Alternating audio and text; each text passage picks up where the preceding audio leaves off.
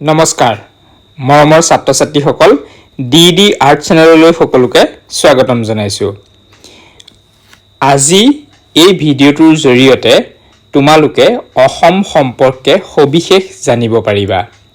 আৰু এই ভিডিঅ'টো এক বিশেষভাৱে প্ৰস্তুত কৰা হৈছে যে আমি অসম সম্পৰ্কে সকলো জানিম মানচিত্ৰৰ জৰিয়তে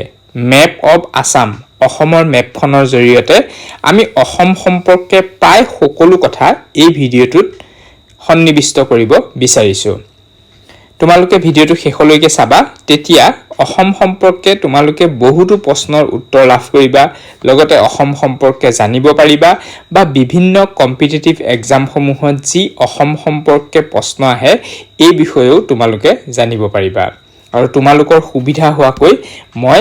মানচিত্ৰৰ জৰিয়তে এই সমূহ দেখুৱাব বিচাৰিছো লগতে মানচিত্ৰত এনে ধৰণে দেখুৱাব বিচৰা গৈছে যাতে তোমালোকৰ সকলো কথা মনত থাকি যায় আহা আমি ভিডিঅ'টো আৰম্ভ কৰো মেপ অফ আসাম মানচিত্ৰৰ জৰিয়তে শিক্ষা তোমালোক সকলোৱে জানিছা এইখন অসমৰ এখন মানচিত্ৰ বা মেপ ইংৰাজীত মেপ অসমীয়াত মানচিত্ৰ এই মানচিত্ৰখন সকলোৱে চিনি পাইছা নহয়নে আৰু ইয়াৰ জৰিয়তে আমি অসমখনক দেখুৱাও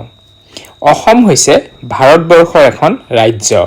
আৰু এই ৰাজ্যখন উত্তৰ পূব দিশত অৱস্থিত তোমালোকে এই সৰু মেপখনলৈ যদি মন কৰা দেখিবা হালধীয়া ৰঙৰ এই মেপখন হৈছে ভাৰতৰ মেপ আৰু এই ভাৰতৰ মেপখনৰ উত্তৰ পূব কোণত ৰঙাকে দেখিছানে সেইখনেই হৈছে অসম অৰ্থাৎ অসম হৈছে ভাৰতৰ উত্তৰ পূবৰ এখন ৰাজ্য আৰু এই ৰাজ্যখন অসমান হোৱাৰ বাবে ইয়াৰ নামটো অসম বুলি কয় আৰু বিভিন্ন কাৰণ আছে অসম নামটো হোৱাৰ তাৰ ভিতৰত এই অসমান ক্ষেত্ৰৰ বাবে অসম বুলি কোৱাটো এটা একেদৰে আহোমসকলৰ পৰা অহম আৰু অসম এনেদৰে হৈছে বুলিও বহু লোকে ক'ব খোজে এতিয়া আমি ইয়াক যদি পৃথিৱীৰ মানচিত্ৰত চাওঁ তেতিয়া তোমালোকে দেখিবা এই ঠাইখিনিতে অসম আছে আৰু এয়া ইণ্ডিয়া লিখা আছে ভাৰতবৰ্ষ আৰু ইয়াতে তোমালোকে সকলো মহাদেশৰ নাম জানানে কোনফালে কিখন মহাদেশ আছে এইখন হৈছে উত্তৰ আমেৰিকা এইখন দক্ষিণ আমেৰিকা মহাদেশ এইফালে আছে ইউৰোপ এইফালে এছিয়া আৰু এইখন হৈছে দক্ষিণ আফ্ৰিকা তাৰপিছত এণ্টাৰ্কটিকা মহাদেশখনো আছে সেইখন এই তলৰ ফালে মেৰুৰ দিশলৈকে অৱস্থিত এতিয়া আমি এছিয়া মহাদেশত বাস কৰো নহয়নে মানে আমাৰ ভাৰতবৰ্ষখন হৈছে এছিয়া মহাদেশৰ অন্তৰ্গত এখন দেশ এতিয়া এছিয়া মহাদেশখন হৈছে পৃথিৱীৰ ভিতৰতে আটাইতকৈ ডাঙৰ দেশ আমাৰ ভাৰতবৰ্ষৰ উত্তৰ পূব দিশত এই অসম ৰাজ্যখন অৱস্থিত আৰু মই গুগল মেপত এই মানচিত্ৰখনৰ সবিশেষ তোমালোকক দেখুৱাব বিচাৰিছো ইয়াতে নদ নদীবিলাকো দেখুৱা গৈছে আৰু নদ নদীবিলাক নীলা ৰঙেৰে দেখুৱা হৈছে আৰু ইয়াত এইখন মূল নীলা ৰঙৰ এটা ধাৰা বৈ আহিছে দেখিছা এইখনেই হৈছে ব্ৰহ্মপুত্ৰ আৰু এই অসমখনক মেঘালয় মণিপুৰ ত্ৰিপুৰা মিজোৰাম নাগালেণ্ড অৰুণাচল প্ৰদেশ এই অসম ভাৰতবৰ্ষৰ এই ৰাজ্যসমূহে আগুৰি আছে লগতে বিদেশী ৰাষ্ট্ৰ আছে ভূটান এই সম্পৰ্কে ইয়াৰ পিছৰ স্লাইডটোত চাওঁ আহা এইখিনি কথা চোৱা ইয়াত বেছি ডিটেইলছকে দেখুৱা হৈছে অসমৰ সীমা স্পৰ্শ কৰি থকা ৰাজ্যসমূহ এতিয়া এইটো হৈছে অসমৰ সীমা এইটো অসমৰ সীমা আৰু এই সীমা স্পৰ্শ কৰি থকা ৰাজ্যসমূহ যদি চোৱা যায় তেতিয়াহ'লে এইখিনি দেখিছা এইখন হৈছে অৰুণাচল প্ৰদেশ আৰু এই অৰুণাচল প্ৰদেশে অসমৰ সীমা স্পৰ্শ কৰি আছে মানে আমাৰ অসমৰ সীমামূৰীয়া এখন ৰাজ্য হৈছে অৰুণাচল প্ৰদেশ তাৰ কাষতে লাগি আছে নাগালেণ্ডখনো অসমৰ সীমাতে থকা এখন ভাৰতৰ ৰাজ্য তাৰ পিছত আছে মণিপুৰখনো অসমৰ সীমাত থকা এখন ৰাজ্য মিজোৰাম আছে ত্ৰিপুৰা আছে মেঘালয় এই আটাইকেইখন আমাৰ অসমৰ গাতে লাগি থকা ভাৰতবৰ্ষৰ ৰাজ্য লগতে আছে পশ্চিম বংগ মানে ইয়াৰ পৰা আমি কি বুজিছো অসমৰ সীমা স্পৰ্শ কৰি থকা ভাৰতৰ ৰাজ্য হৈছে 7খন যি 7খন ৰাজ্যই অসমৰ সীমা স্পৰ্শ কৰি আছে বিদেশী ৰাষ্ট্ৰ যদি চাওঁ তেতিয়াহ'লে দুখন ৰাষ্ট্ৰ দেখিবলৈ পাম এখন হৈছে ভূটান যিখনে অসমৰ সীমা স্পৰ্শ কৰি আছে আৰু হৈছে বাংলাদেশ এই বাংলাদেশেও অসমৰ সীমা স্পৰ্শ কৰি আছে ভূটান আৰু বাংলাদেশ এতিয়া আৰু অকনমান চাই লোৱা ইয়াতে ৰাজধানীসমূহ যদি আমি চাওঁ অসমৰ ৰাজধানী হৈছে দিছপুৰ অৰুণাচল প্ৰদেশৰ ইটানগৰ নাগালেণ্ডৰ কোহিমা মণিপুৰৰ ইম্ফল মিজোৰামৰ আইজল ত্ৰিপুৰাৰ আগৰতলা ছিকিমৰ গেংটক ছিকিম বা আৰু এই গোটেই কিখন লগ লাগি কি হৈ আছে উত্তৰ পূব ভাৰত গঠিত হৈ আছে উত্তৰ পূব ভাৰতৰ ৰাজ্য বুলি ক'লে কি পৰিব জানানে ছিকিম অৰুণাচল প্ৰদেশ নাগালেণ্ড মণিপুৰ মিজোৰাম ত্ৰিপুৰা মেঘালয় আৰু অসম এই আটাইকেইখন ৰাজ্য লগ লাগি উত্তৰ পূব ভাৰত গ্ৰহ লৈছে এতিয়া চোৱা ইয়াতে আমি অসমৰ বিভিন্ন জিলাসমূহ দেখুৱাইছো অসমৰ জিলাসমূহ কোনফালে কোনখন জিলা আছে এইটো জনাটো খুবেই দৰকাৰ পৰীক্ষাত এই জিলা সম্পৰ্কীয় প্ৰশ্নসমূহ আহি থাকে আমি যদি পূবৰ পিনৰ পৰা চাই আহো তেতিয়া দেখিম এইখন হৈছে তিনিচুকীয়া তাৰ কাষতে ডিব্ৰুগড় তাৰ পিছত আহিলে চৰাইদেউ যিখন নতুনকৈ জিলা হিচাপে ঘোষিত হৈছে শিৱসাগৰৰ পৰা ভাগ হৈ পেলাই হৈছে তাৰ পিছত মাজুলী জিলা হ'ল বৰ্তমানে যোৰহাট গোলাঘাট আৰু এই ডাঙৰ এইখিনি হৈছে পূব কাৰ্বি আংলং বা ইষ্ট কাৰ্বি আংলং এফালে আছে ওয়েষ্ট কাৰ্বি আংলং বা পশ্চিম কাৰ্বি আংলং নগাঁৱৰ পৰা ভাগ হৈ হৈছে হুজাই ডিমা হাছাও কাছাৰ হাইলাকান্দি কৰিমগঞ্জ এইখিনি এফালে আছে তাৰ পিছত যদি আমি মৰিগাঁও চাওঁ নগাঁৱৰ কাষতে আছে Kamrup metro Kamrup Goalpara south Salmara and Mankachar Dhubri Kokrajhar Bongaigaon Chirang Baksa Nalbari Darrang Udalguri Sonitpur Biswanath Lakhimpur Dhemaji এইবোৰ হৈছে অসমৰ জিলাবোৰ তোমালোকে অকনমান ভালকৈ এইখিনি মন কৰিবা কোনফালে কোনখন জিলা আছে আৰু তাৰ কাষতে জিলা সদৰবিলাকৰ নামো লিখা আছে মই ডিটেইলছ পঢ়ি যোৱা নাই তোমালোকে চালে দেখিবা যেনে ডিমা হাছাওৰ হাফলং ইষ্ট কাৰ্বি আংলঙৰ ডিফু এইবিলাক মাজে মাজে লিখা হৈ আছে এতিয়া আমি অসমৰ কেইটামান তথ্য জানি লওঁ আহা অসমৰ মুঠ জনসংখ্যা হৈছে 3,12,05,576 জন আৰু এই তথ্যটো হৈছে 2011 চনত যি লোকপিয়ল হৈছিল এই লোকপিয়লৰ তথ্যমতে 3,12,05,576 জন সাক্ষৰতাৰ হাৰ মানে শিক্ষিত লোকৰ সংখ্যা হৈছে 72.19% অসমৰ মুঠ মাটিকালি হৈছে ৭৮,৪38 বৰ্গ কিলোমিটাৰ অসমৰ জাতীয় পশু এশিঙীয়া গড় জাতীয় বৃক্ষ বুলি ক'লে বা গছ হুলুং গছ জাতীয় পক্ষী দেওহাঁহ মানে ষ্টেট বাৰ্ড ষ্টেট ফ্লাৱাৰ জাতীয় ফুল কপৌ ফুল এইকেইটা মনত ৰাখিবা এক নম্বৰীয়া প্ৰশ্ন হিচাপে পৰীক্ষাত আহে আৰু আমি অসম সম্পৰ্কে জানিলে এইসমূহ কথা জনাটো অতিকৈ প্ৰয়োজন এতিয়া এইখনো অসমৰ মানচিত্ৰ এতিয়া বিভিন্ন ধৰণৰ মানচিত্ৰবোৰ তোমালোকে দেখিছা কৰবাত যদি জিলা দেখুৱাইছে কৰবাত আমাৰ ৰাজ্যৰ সীমাসমূহ দেখুওৱা হৈছে চাৰি সীমাবিলাক দেখুওৱা হৈছে কোনোবা মানচিত্ৰত নদী দেখুওৱা হ'ব কৰবাত পাহাৰ পৰ্বত দেখুওৱা হ'ব এই মানচিত্ৰখনে ভাৰতৰ প্ৰাকৃতিক বিভাগ দেখুৱাইছে এইবোৰ অংশ বেছি ওখ অংশবিলাক ৰঙাকে দেখুওৱা গৈছে এনেকুৱা ধৰণে দেখুওৱা হৈছে কাৰণ এইটো ইনডেক্সত যদি আমি চাওঁ তেতিয়া দেখিম যে ৬০০০ মিটাৰতকৈ ওখত বেছি থকাবিলাক একেবাৰে পাতল নীলা ৰঙে দেখুওৱা হৈছে আকাশী নীলা বুলি আমি যেটো কৈছো এইবিলাক ঠাই একদম ওখ হিমালয়ৰ ওচৰৰ অঞ্চলবিলাক তাৰ পাছৰ ৰংকিটা ক্ৰমান্বয়ে কমি আহি আছে মিটাৰ উচ্চতাত আৰু একেবাৰে তলত যেটো মানে পানী ৰং যেটো দেখুওৱা হৈছে এইটো ব্ৰহ্মপুত্ৰ নদীখন বৈ অহাটো যেটো দেখুওৱা গৈছে এটো সাগৰ পৃষ্ঠৰ সৈতে সমান বুলি দেখুওৱা হৈছে আৰু এখন ব্ৰহ্মপুত্ৰ নদীখন এনেকৈ বৈ আহি বংগোপসাগৰত পৰিছে আৰু ইফালৰ পৰা আহা এই ভাগটো হৈছে গংগা নদী আমি জানো যে গংগা নদী আৰু ব্ৰহ্মপুত্ৰ নদী লগ লাগি মেঘনা নাম লৈ ই বংগোপসাগৰত গৈ পৰিছেগৈ আৰু এই বংগোপসাগৰত সুন্দৰবন নামৰ এটা বদ্বীপৰ সৃষ্টি কৰিছে এতিয়া আমি অসমৰ যদি প্ৰাকৃতিক বিভাগৰ বৰ্ণনা চাওঁ তেতিয়া দেখিবলৈ পাম যে পাৰ্বত্য অঞ্চলক দুটা ভাগত ভাগ কৰা গৈছে কাৰ্বি মালভূমি আৰু উত্তৰ কাছাৰ পাহাৰ আকৌ উপত্যকা অঞ্চলকো দুটা ভাগত ভাগ কৰা হৈছে ব্ৰহ্মপুত্ৰ উপত্যকা আৰু বৰাক উপত্যকা মানে আমাৰ অসমৰ প্ৰাকৃতিক বিভাগ মূলতঃ দুটা দেখুৱা গৈছে এটা হৈছে পাৰ্বত্য অঞ্চল আন এটা হৈছে উপত্যকা অঞ্চল পাৰ্বত্য অঞ্চলক আকৌ দুটা ভাগত ভাগ কৰা হৈছে উপত্যকা অঞ্চলকো পুনৰ দুটা ভাগত ভাগ কৰা হৈছে এতিয়া আমি অসমৰ জলবায়ু সম্পৰ্কে যদি চাওঁ তেতিয়া হলে এইখিনি কথা দেখিবলৈ পাওঁ ইয়াৰ আগতে জলবায়ুনো কি এই সম্পৰ্কে অকনমান তোমালোকক কৈ ল'ব লৈছো যে আমি জানো যে আমাৰ বায়ুমণ্ডলত যি বিভিন্ন ধৰণৰ উপাদান বিলাক থাকে যেনে বিভিন্ন ধৰণৰ গেছ জলীয় বাষ্প ধূলিকণা এইবোৰে আমাৰ বায়ুমণ্ডলৰ যিবোৰ বতৰৰ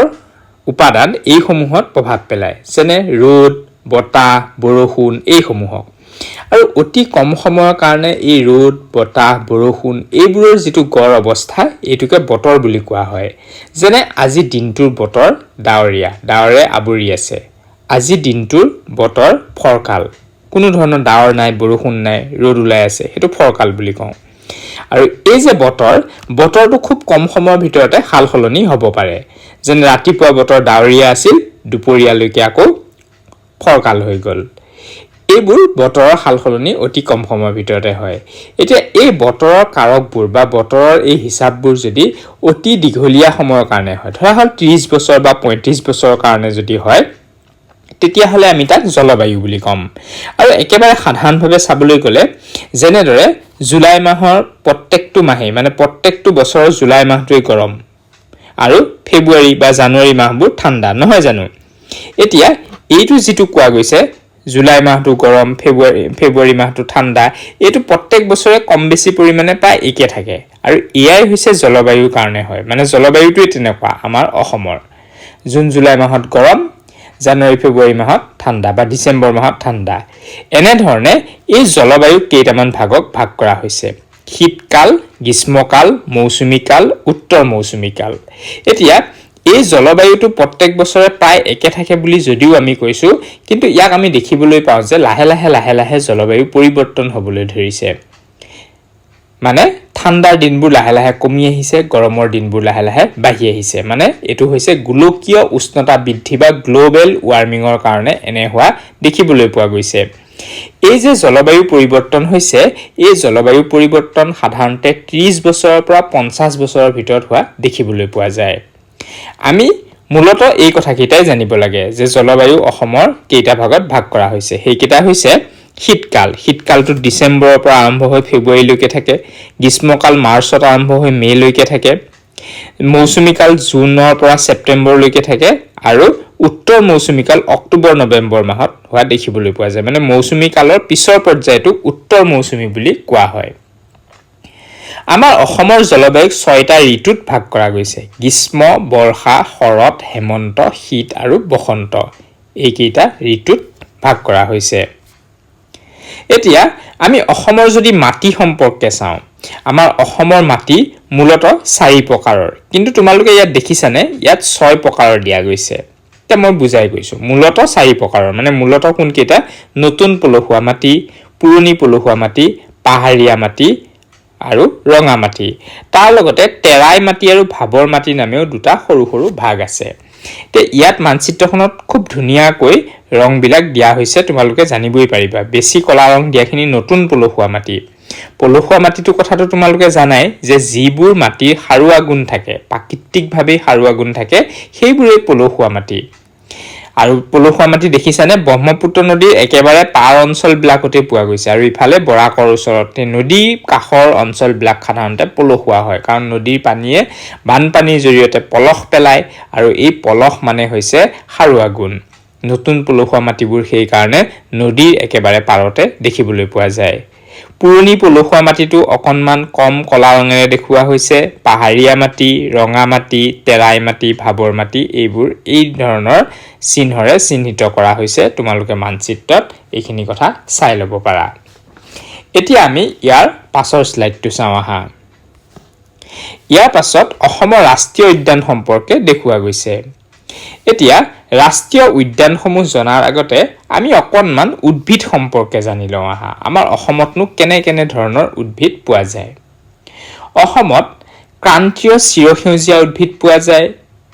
মৌচুমীয় পৰ্ণপাতী উদ্ভিদ পোৱা যায় নদী কাষৰীয়া উদ্ভিদ পোৱা যায় যিবোৰ তৃণভূমি এতিয়া এনে ধৰণে আমি চাৰিটা ভাগ পাওঁ যেনে ক্ৰান্তীয় চিৰসেউজীয়া উদ্ভিদ বুলি ক'লে নাহৰ তিতাচপা হলং এইবিলাক হৈছে ক্ৰান্তীয় চিৰসেউজীয়া উদ্ভিদ মানে এই চিৰসেউজীয়া উদ্ভিদবোৰ বছৰৰ 12 মাহে সেউজীয়া হৈ থাকে মৌচুমীয় পৰ্ণপাতী উদ্ভিদ পৰ্ণপাতী নামটোৰ অৰ্থ হৈছে যে বছৰত যিবোৰ গছৰ পাত এবাৰ সৰি যায় সেই সমূহক পৰ্ণপাতী ভাগত ভাগ কৰা হৈছে মৌচুমীয় পৰ্ণপাতী উদ্ভিদত শাল চেগুন গমাৰি এইবিলাক পৰে আৰু এই গছবোৰ তোমালোকে যদি মন কৰা দেখিবা যে ফাগুন চত মাহত যেতিয়া বতাহ বলে এই বতাহত পকা পাতবোৰ সৰি কেৱল ঠাল ঠেঙুলিবোৰহে থাকে বহাগৰ বৰষুণ অহাৰ লগে লগে এই শুকান ঠালবিলাকত কুঁহি পাত ওলায় এইবিলাকক কোৱা হয় মৌচুমীয় পৰ্ণপাতী উদ্ভিদ মানে মৌচুমী বায়ুৰ প্ৰভাৱৰ ফলত যি বৰষুণ হয় সেই বৰষুণে ইয়ালৈ নতুন কুঁহি পাত সৃষ্টি কৰে নদী কাষৰীয়া উদ্ভিদ নৈ কাষৰীয়া অঞ্চলবিলাকত যিবোৰ উদ্ভিদ পোৱা যায় যেনে শিশু শিমলু কৰৈ ইত্যাদি ইয়াৰ পিছত আহিলে তৃণভূমিবোৰ মানে ঘাঁহ বনবিলাক নল খাগৰি বেত খেৰ এইবিলাকে আগৰ দিনত ঘৰবোৰ সজা হৈছিল এনে ধৰণে অসমৰ উদ্ভিদবিলাকক ভাগ কৰা হৈছে এতিয়া এই উদ্ভিদবিলাকৰ লগত পানী জড়িত হৈ থাকে আৰু যিবোৰ ঠাইত উদ্ভিদবোৰ বেছি পৰিমাণৰ থাকে বহু বেছি ভিন্ন প্ৰজাতিৰ উদ্ভিদ পোৱা যায় লগতে সেই ভিন্ন প্ৰজাতিৰ উদ্ভিদৰ লগত সাঙুৰ খাই বিভিন্ন ধৰণৰ জীৱ-জন্তুবোৰ পোৱা যায় আৰু এইবোৰ আমি যিহেতু সংৰক্ষণ কৰিব লাগে তেনে ধৰণে ৰাষ্ট্ৰীয় উদ্যান হিচাপে চিহ্নিত কৰা হৈছে কাৰণ ৰাষ্ট্ৰীয় উদ্যান হিচাপে চিহ্নিত কৰিলে সেই সমূহত মানুহে তাত একো আঘাত কৰিব নোৱাৰে কাৰণ নীতি নিৰ্দেশনাৰ জৰিয়তে সেই সমূহ গছ কাটিব নোৱাৰে তেনে ধৰণৰ জীৱ-জন্তুবোৰ সংৰক্ষণ কৰি ৰাখিব লাগিব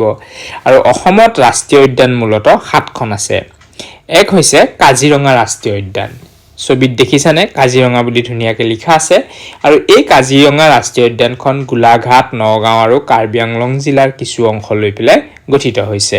আৰু এইখনেই হৈছে আমাৰ অসমৰ এখন ডাঙৰ ৰাষ্ট্ৰীয় উদ্যান মানস ৰাষ্ট্ৰীয় উদ্যান দেখিছা মানস লিখা আছে আৰু এই মানস ৰাষ্ট্ৰীয় উদ্যানখন কোকৰাঝাৰ চিৰাং বাক্সা এই কেইখন জিলাৰ কিছু অংশ লৈ পেলাই গঠিত হৈছে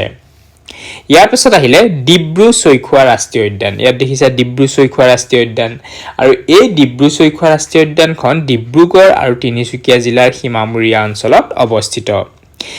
একেলগে মই আৰু এখন ৰাষ্ট্ৰীয় উদ্যানৰ নাম কৈ গৈছো যেটো 6 নম্বৰত ইয়াত লিখা আছে দিহিং পাটকাই এই দিহিং পাটকাই ৰাষ্ট্ৰীয় উদ্যানখনো ডিব্ৰুগড় আৰু তিনিচুকীয়া জিলাৰ সীমামূৰীয়া অঞ্চলত অৱস্থিত ইয়াৰ পাছত চোৱা নামেৰি ৰাষ্ট্ৰীয় উদ্যান এটো নামেৰি লিখা আছে দেখিছা আৰু এই নামেৰি ৰাষ্ট্ৰীয় উদ্যান শোণিতপুৰ জিলাত অৱস্থিত উৰাং ৰাষ্ট্ৰীয় উদ্যান এয়া উৰাং লিখা আছে উৰাং দৰং আৰু শোণিতপুৰ জিলাত এই উৰাং ৰাষ্ট্ৰীয় উদ্যান অৱস্থিত দিহিং পাটকাইৰ কথা উল্লেখ কৰিলোৱে আৰু এখন ৰাষ্ট্ৰীয় উদ্যান হৈছে ৰায়মনা ৰাষ্ট্ৰীয় উদ্যান এইখন ৰায়মনা আছে কোকৰাঝাৰ জিলাত এনে ধৰণে এই ৰাষ্ট্ৰীয় উদ্যানসমূহ আছে ইয়াৰ বাহিৰেও আৰু বহুতো অভয়াৰণ্য আছে অসমত এই অভয়াৰণ্যবিলাকৰ নাম মই ইয়াত উল্লেখ কৰা নাই ইয়াত যেহেতু আমি অসম সম্পৰ্কে থুলমূল আভাস দিব বিচাৰিছো গতিকে অভয়াৰণ্যসমূহৰ নাম তাৰ জিলাসমূহ কৈ গলে ভিডিওটো দীঘলীয়াও হৈ যাব আৰু পিছৰ পৰ্যায়ত আমি সেই অভয়াৰণ্যসমূহৰ বিষয়েও আলোচনা কৰিম আশা কৰিছো আজিৰ ভিডিওটোৰ যোগেদি তোমালোকে কিছু কথা জানিব পাৰিলা অসম সম্পৰ্কে আৰু এই ভিডিওটোৱে আগন্তুক পৰীক্ষাসমূহত তোমালোকক বিশেষভাৱে সহায় কৰিব বুলি মোৰ বিশ্বাস আছে আজিৰ ভিডিওটো ইমানতে সামৰিছো ধন্যবাদ